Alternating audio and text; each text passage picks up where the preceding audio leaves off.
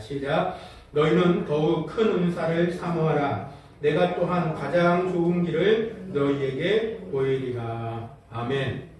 베드로전서 4장 10절입니다. 시작. 각각 은사를 받은 대로 하나님의 여러 가지 은혜를 맡은 선한 청지기 같이 서로 봉사하라. 아멘.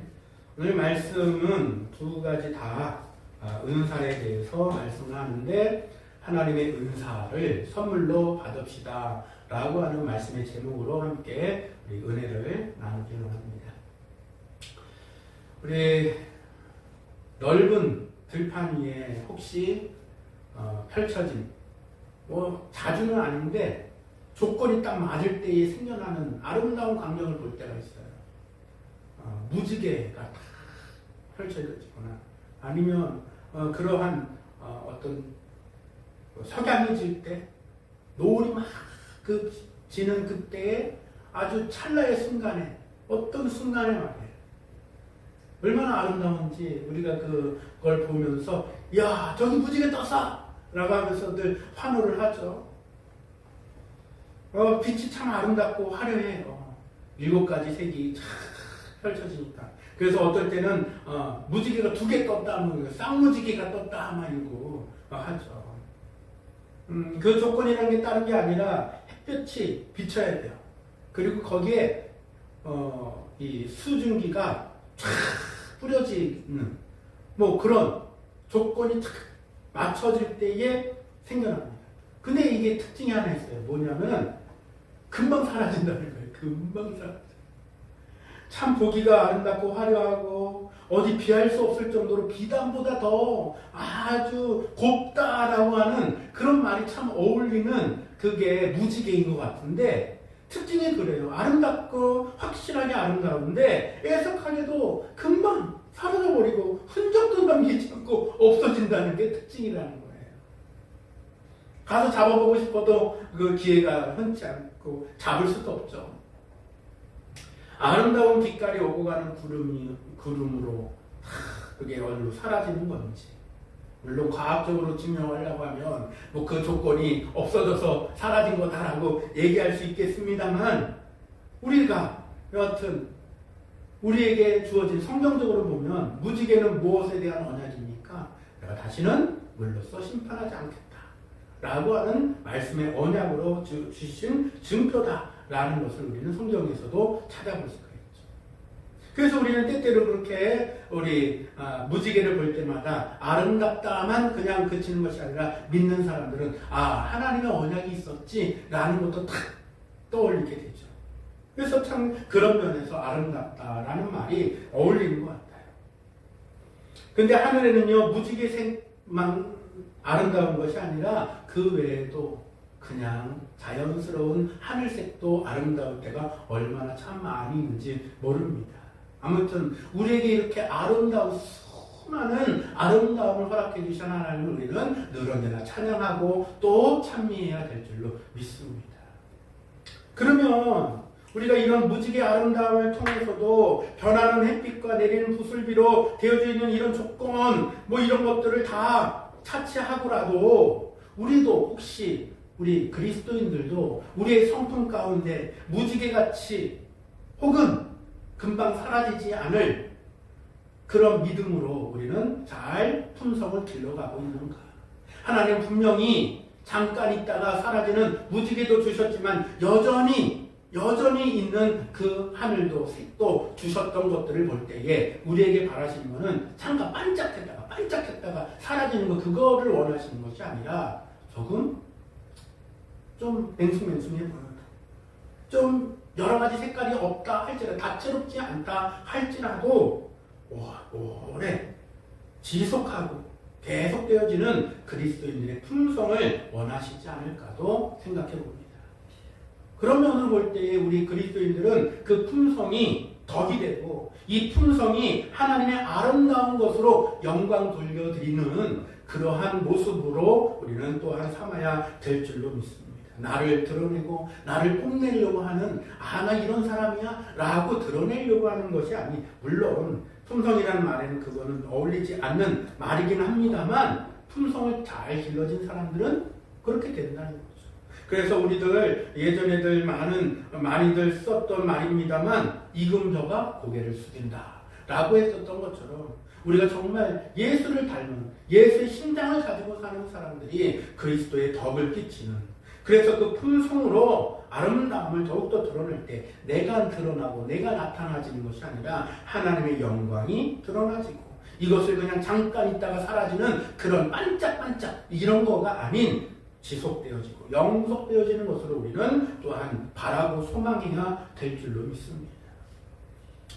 그런 면으로 봤을 때 우리에게 주신 이 은사, 이것은 잠깐 반짝하고 쓰고 사라지고 이런 조건이 아니라는 것이에요.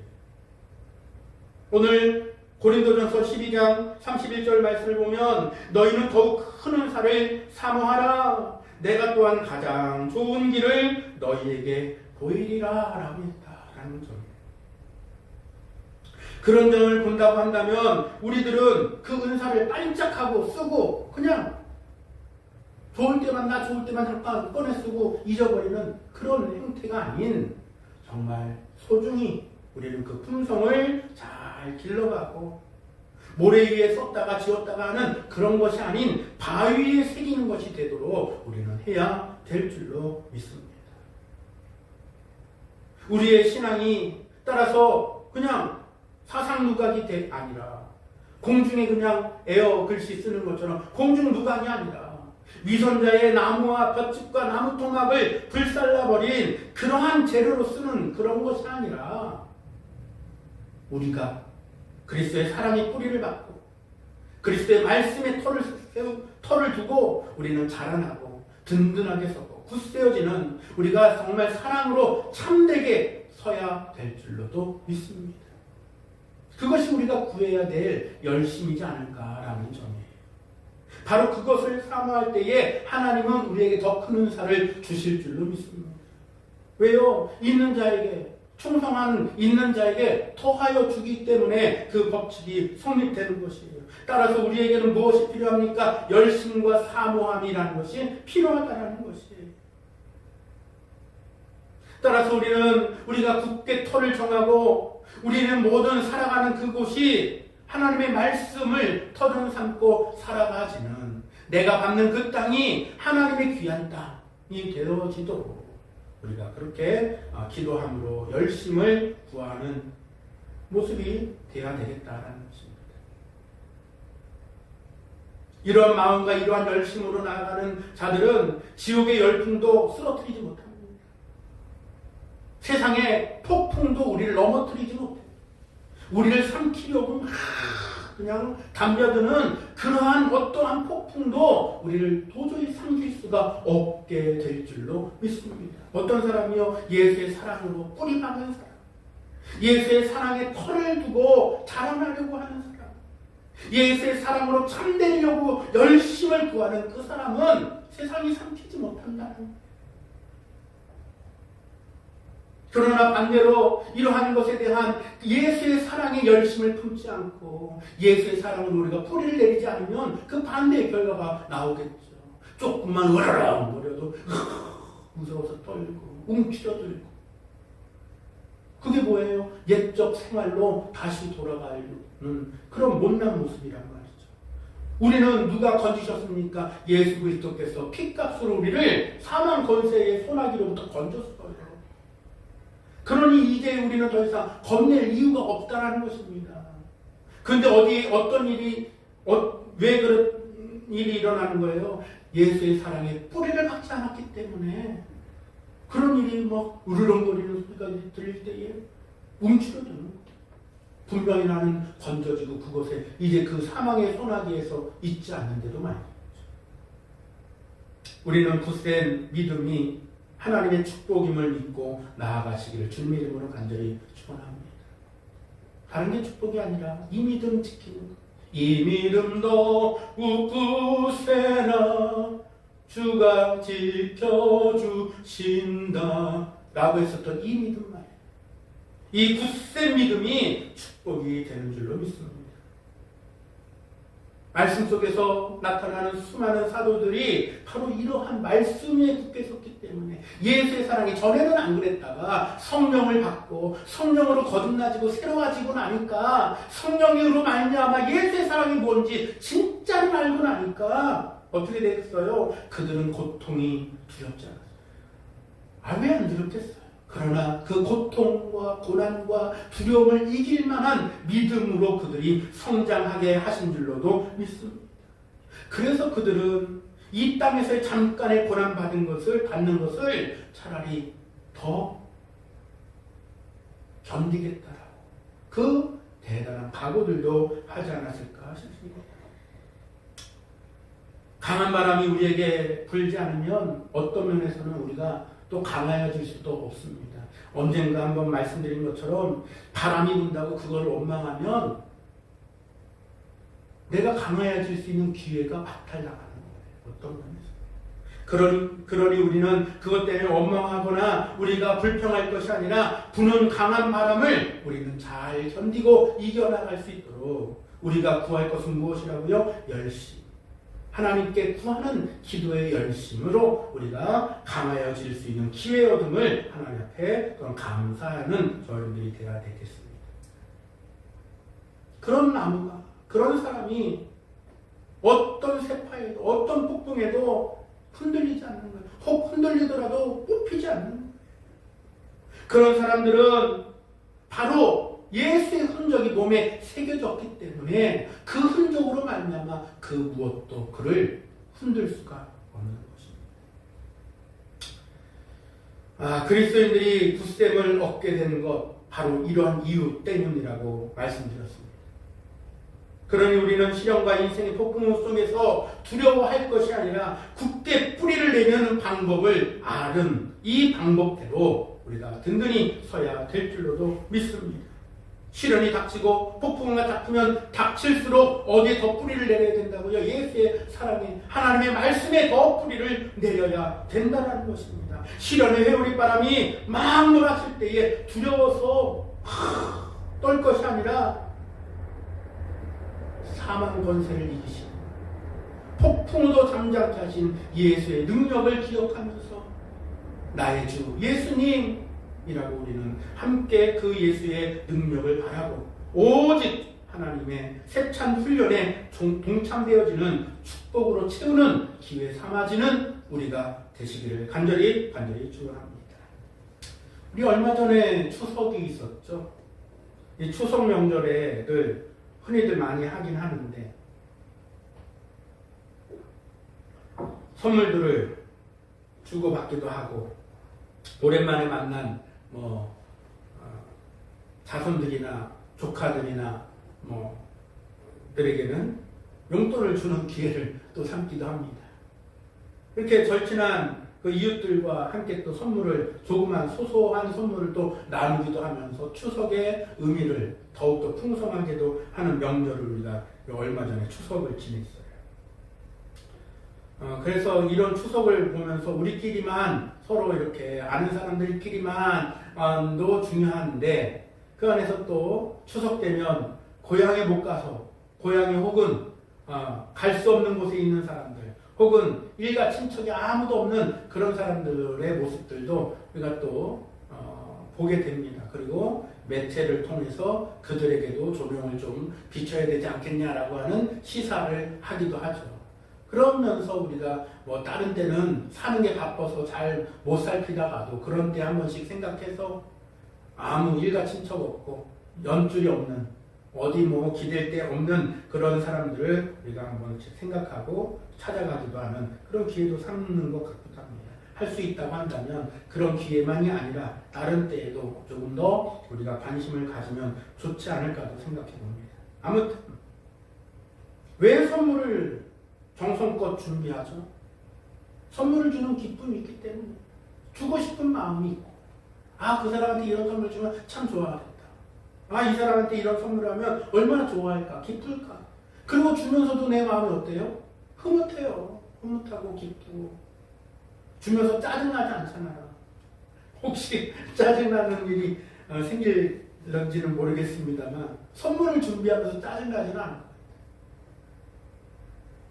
사람에게도 무언가를 주기 위해서 준비하면서는 얼마나 즐겁고 기쁘고 좋아할까 이런 것들이 막 쌓이는데 우리 사람과 같이 입장을 대입하는 것이 썩 그렇게 바람직하지는 않겠습니다만 하나님이 믿는 하나님의 자녀들에게 은사를 선물로 주시는 그 선물을 주시는 그 마음이 어떨까? 조금이나마 한번 엿본다고 한다면 하나님은 우리에게 짜증 섞인 마음으로 선물을 주시지는 않을 것 같아요. 네가 얼마나 하나 보자 하면서 선물을 주시지는 않을 것 같아요. 주시는 그 마음은 우리에게 대한 기대와 주시는 그 마음은 기쁨으로 가득할 줄로 압니다. 주시는 그 마음은 사랑이 가득 담긴 것인 줄로 믿습니다. 그래서 우리에게 아낌없이 누구를 보내신 거예요? 예수 그리스도를 우리에게 보내신 줄로도 믿습니다. 그런데 그건 그냥 가치 없는 것이 아니에요. 세상 그 어느 것하고도 바꿀 수 없는 참 가치요. 귀한 것이며 어떤 것과도 비교할 수 없는 값을 환산할 수 없는 그런 참된 가치가 있는 그 선물을 우리에게 주셨다라는 것입니다. 그런 차원에서 본다면 은사도 마찬가지예요. 하나님이 우리에게 주신 이 은사는 그냥 흔하디 흔한 그런 게 아니에요. 하나님께서 우리에게 주신 이 은사는 따라서 귀하며 귀한 것, 가치를 우리는 감히 따질 수도 없는 그런 귀한 은사를 주셨음을 우리는 인식하고 받는 우리가 받고 나서 이 뒷방 어딘가에 갖다 놓고서 먼지 가득 앉혀놓는 그런 것이 아니라 주신 이의 그 마음을 잘 깨달았습니다. 감사함으로 또한 우리가 사용할 수 있고 감사함으로 받은 그 은사에 대해서 더 사모하는 마음들을 갖는 것, 이것이 귀한 것, 우리가 마땅히 응해야 될 응답일 줄 압니다. 그런 면에서 볼 때 베드로전서 4장 10절이 그런 거예요. 각각 은사를 받은 대로 받은 대로 뭐 하라는 거예요? 하나님의 여러 가지 은혜를 맡은 선한 청지기 같이 서로 봉사하라. 선한 청지기 같이. 우리 이렇게 믿음으로 세워져 가는 저와 여러분들 되길 바랍니다. 나를 위해서 구비해 주시고 나를 위해서 본을 보여주시고 나를 위해서 준비해 주신 이 모든 것들은 바로 이런 가치가 있다. 세상 그 어떤 것으로도 바꿀 수 있고 세상 그 어떤 것과도 비교할 수 없는 귀한 은혜, 귀한 은혜요 가치 말입니다.